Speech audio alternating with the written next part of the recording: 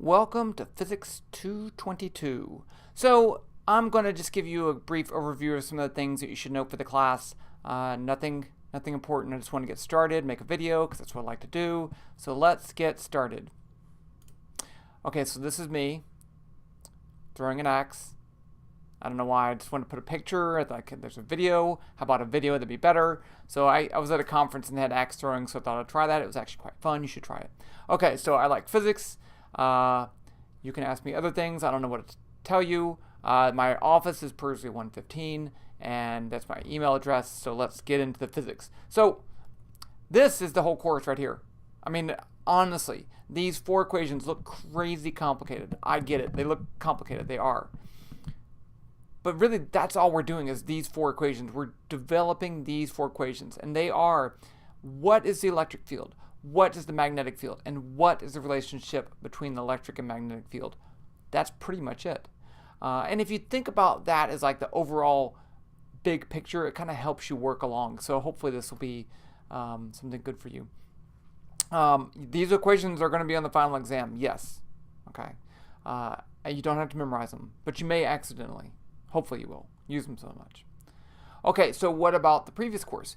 These are the most important things that you need to bring into this course from Physics 221. One is vectors.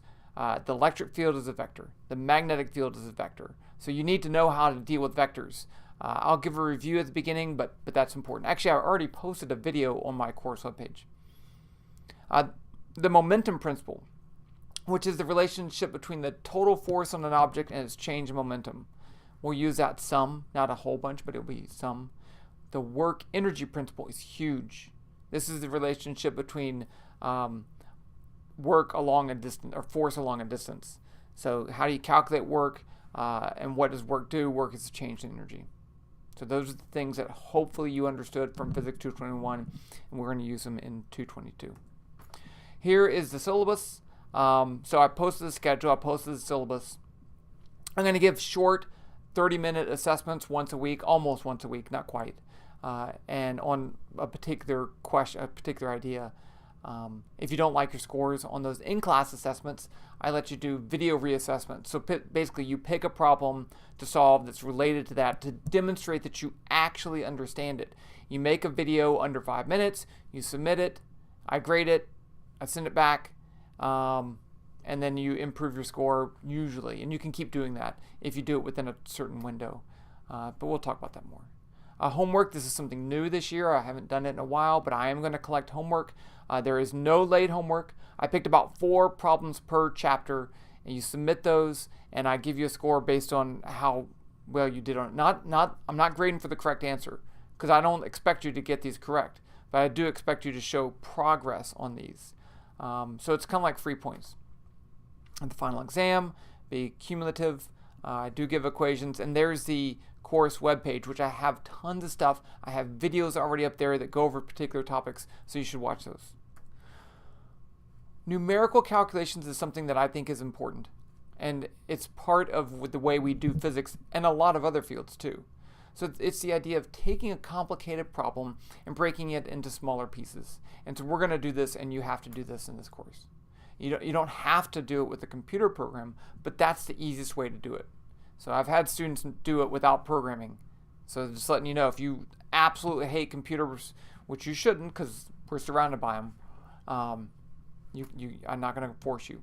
But you don't need to know how to program either. I'm going to show you everything you need to know how to do. I'm going to do everything with Python. There's some links there that are free Pythons online. If you want to use Java, that's fine. I don't really care. Just make sure you show your work. Okay, some final reminders. The class is like a train leaving the train station.